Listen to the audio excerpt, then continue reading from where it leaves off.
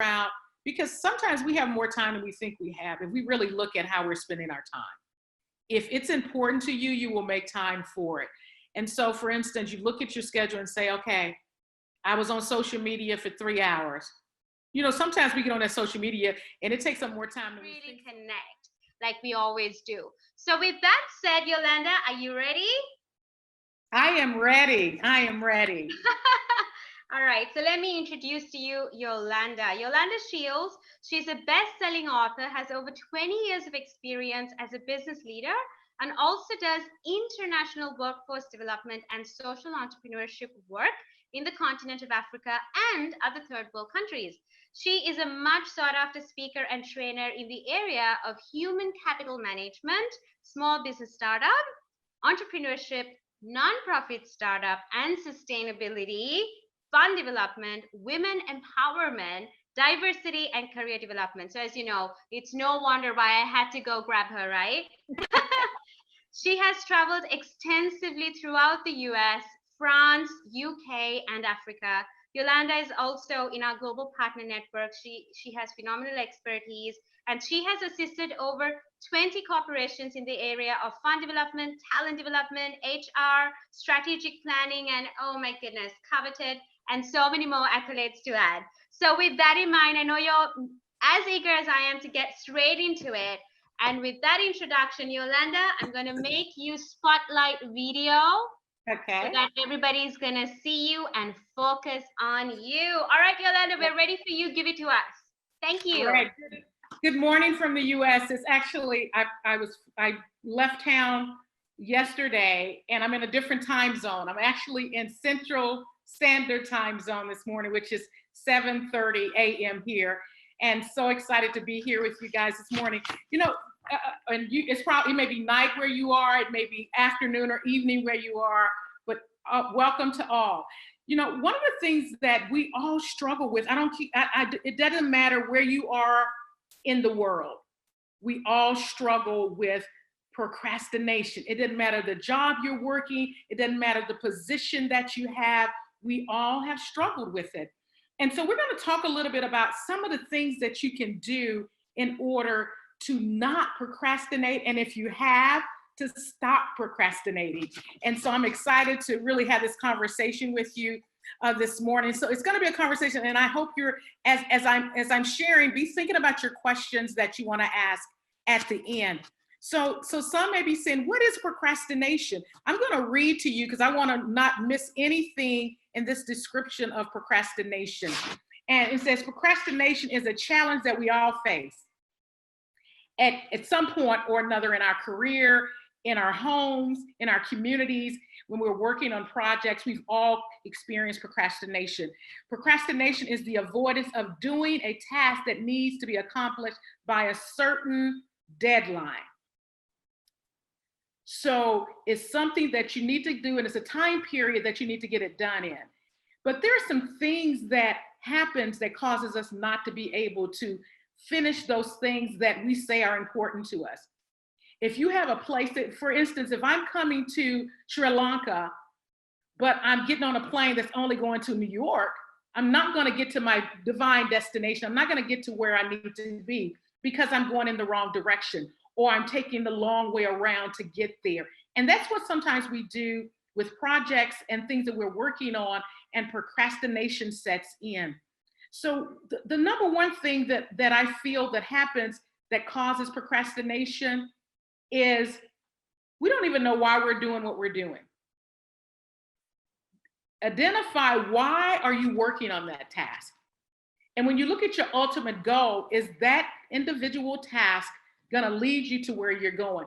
Because when it doesn't, you put it to the side, you don't work on it, you'll start it, you'll put it away, you'll get distracted by other things if it's not really tied. And then the other thing that's connected to understanding why you procrastinate and if you need to even be working on that thing is sometimes we have a hard time saying no to people. We say yes to things that we have no business working on, or we really don't want to, and we just say yes anyway, because sometimes there's that thing inside of us that wants to please people, so we just say yes, and then we leave that meeting or we leave that situation and say, why did I say yes to it? I really don't want to do this thing. So I need everybody to understand that no is a good answer. No is good. No can set you free when you're able to prioritize the things that you need to be working on and saying no to the things. Sometimes those things are great things, but it may not be what you need to be doing in that season. So make sure you know why you're doing what you have on your list. Does it get you to your divine destination? Does it get you to the place that you're wanting to get to? We've all been there. Number two, I hope you wrote down number one, making sure you know why you're doing what you're doing. Number one. Number two, commit to the task in front of you. Commit to the task in front of you. Have you ever noticed yourself working on a project and all of a sudden you think about something else that you forgot to do, and then you stop that and you start working on that, and you're multitasking? Sometimes people brag about being able to multitask, but sometimes when you do that, you're not able to get done what you need to get done because you have your hands in too many places and you're not focused. So being able to commit to the task in front of you to completion. For instance, if you have 10 things on your task list that you need to get done in order for that ultimate thing to get done, if you're working on that number one thing, stay focused on that and not get distracted by dinner that needs to be cooked, or the children that needs to be picked up, or your husband that needs something.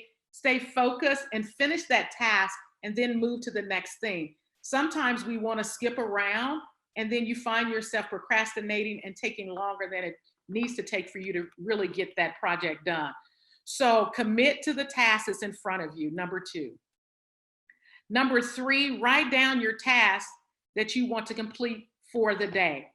I have a place where I have all my things on a dashboard that I'm working on for like the month. But then for the day, I will list those things that I want to get accomplished for that day. Sometimes I just write it on a sticky note. Sometimes I put it on my calendar when, you can have a list thing on your calendar. Sometimes I do it that way. But I think when some people do that, they feel bad when they don't get it done. Just move it to the next day if it doesn't get done. But I think a lot of times we don't write things down and we start working and we forget actually what we need to be working on, or we get distracted and start working on other things because we don't have in front of us what we need to be working on. So write down the task that you want to complete for the day and stay focused on those things. But I think a lot of times, especially if you have a team also working with you, if you don't write things down and something happens and you're called to another meeting and you still want those things done, nobody can read your mind. But if you have it down somewhere for others to be able to see and jump right in and help with the team to get things done, then I think you're accomplished, not just as an individual, but as a team, because they know exactly what needs to be done as well. So make sure you're writing down those things that you want to get accomplished. Use the things that are easy for you. Use the tools that work for you. You don't have to do it the way I do it, but find the way that works for you, whether it's a sticky note, whether it's your calendar, whether it's your phone, your notes in your phone. Find out what works for you and then put that in place in order for you to get those things done. So that's number three. Number four, treat yourself once you have accomplished or achieved your goal, whether it's going out for coffee, going to get a spa day, just a day that you're not doing anything, or you're reading your favorite book. So reward yourself when you've been able to accomplish those tasks that you had in front of you to get done. So figure out what is that reward for you. Sometimes it's just sleeping in a little later. Sometimes it's having dinner out with a friend, or just having a free time with your favorite book or magazine. So find out what works for you, because I think when we reward ourselves for what we've accomplished, then we tend to like, okay, I've done it. Whether it's, for instance, even if it's weight loss, if you've lost so many pounds, you're like, don't treat yourself and go eat too much, but find out something that works for you, that will give you that downtime. But don't kill your diet by saying, I'm going to eat me 2 burgers today because I have done this. So figure out what that is for you, but treat yourself when you've achieved something on your list, or work with a friend and say, when I've achieved this, let you and I go do something. When you've achieved something, you pick something that you want us to do together. Do it as a team too as well, because when we collaborate and work together and have those women or those men pushing us and encouraging us along, it's going to help us get through what we need to get done even quicker and enjoy that process, because it is a process. Number 5, and this goes back to working in a team and being able to have people alongside of you kind of encouraging you. Ask someone to check on you. Get someone that you're going to tell, like, I'm working on this project. So in the next month, at the end of the month, check in with me to see how I'm doing. When you have that accountability, it really helps you to be able to get it done, because you know they're going to be calling and saying, how did you do this month? How much did you get done? I have friends that are working on books, and I'll check in with them and say, how much have you gotten done? Where do you need my help? And just that encouragement and that feedback, because they can ask, if you're saying I'm struggling, then you can talk through with them. Okay, what is the struggle? What is the barrier? Is it time? Okay, let's figure out, because sometimes we have more time than we think we have if we really look at how we're spending our time. If it's important to you, you will make time for it. And so, for instance, you look at your schedule and say, okay, I was on social media for 3 hours. You know, sometimes we get on that social media and it takes up more time than we think. So I actually started timing myself so that I'm not on there longer, so I can get more things done. So figuring out where you're spending your time and then pulling out some of that time and using it to work on that task that you have in front of you that you want to get completed. So have someone check on you. So identify who that person could be. Think about that now as we're on the webinar. Who could that person be that could be your accountability partner that can check in with you to see how you're doing, whether you're finishing a book, whether you're writing a project, or whether you're preparing for a presentation, you're starting a business and you're trying to get everything in order for that. Have that accountability partner that can check in on you to say, okay, how you're doing. Okay, so think about who that could be while we're here today.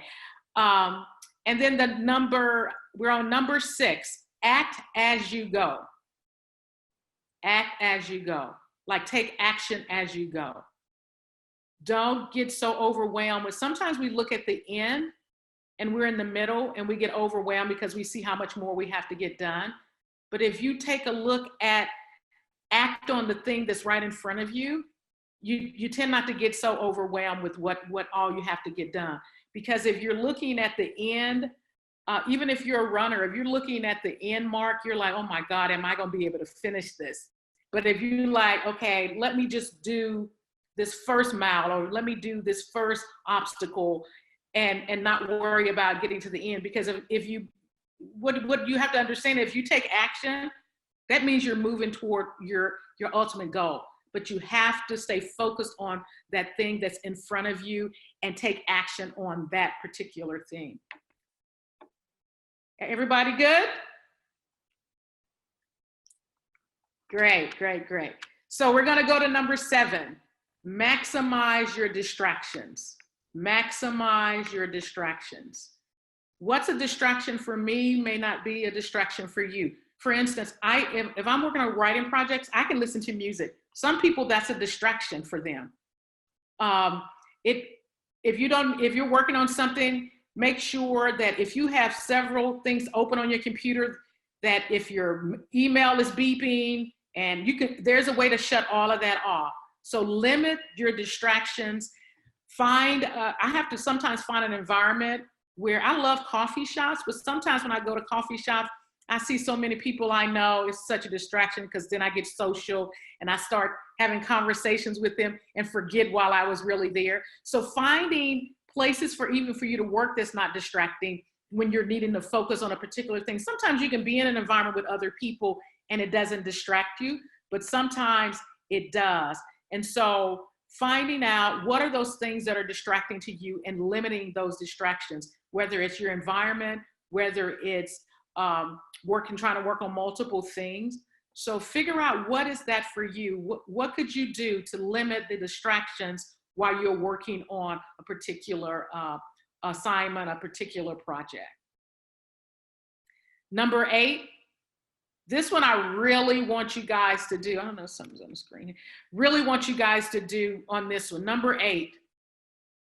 Please, I hope you're writing this one down. I hope you're writing all of them down. But for this one, I think it's really good. And I think a lot of people struggle with this. Forgive yourself for procrastinating in the past. You can't worry about what happened in the past, because if you stay in the past, you can't move to the future. So forgive yourself if you've ever been a procrastinator, or if you're procrastinating, you procrastinated yesterday. Forgive yourself, show yourself some self-forgiveness, and that'll make you feel better about how you move forward. A lot of times we get so caught up in beating ourselves down because of what we haven't accomplished. When I was younger, a young professional, I was looking at where I wanted to be, and I wasn't there yet. And I was just like getting so bogged down with, I want to get there. You can be so focused on trying to get to that goal that you forget about all the work that you've done to get to where you are.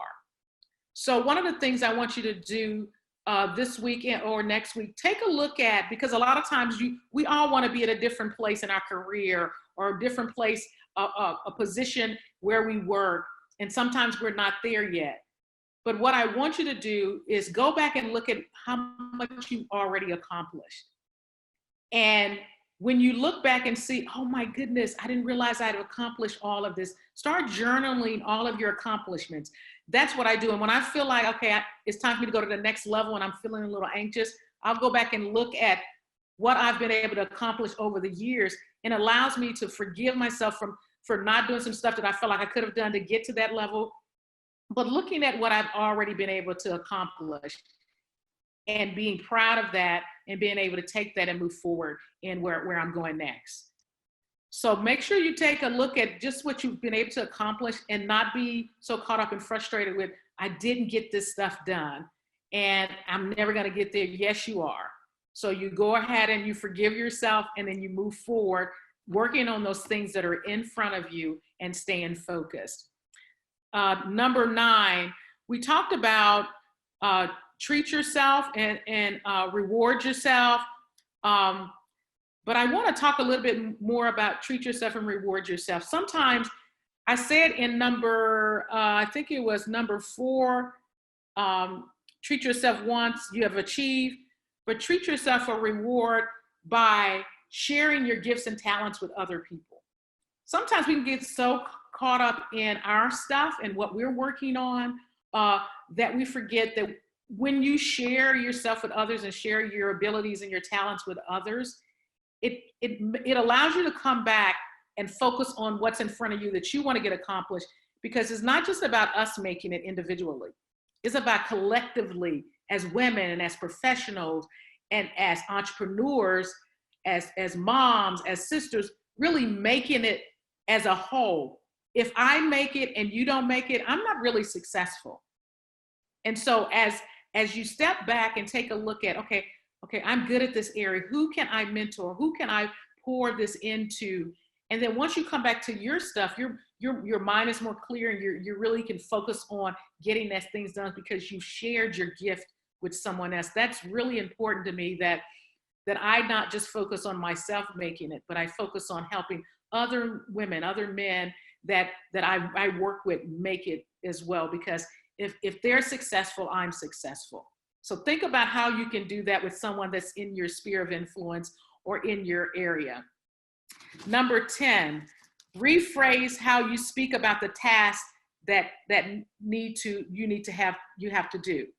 How, for instance, however, if you say I choose to, or I have to, think about those two.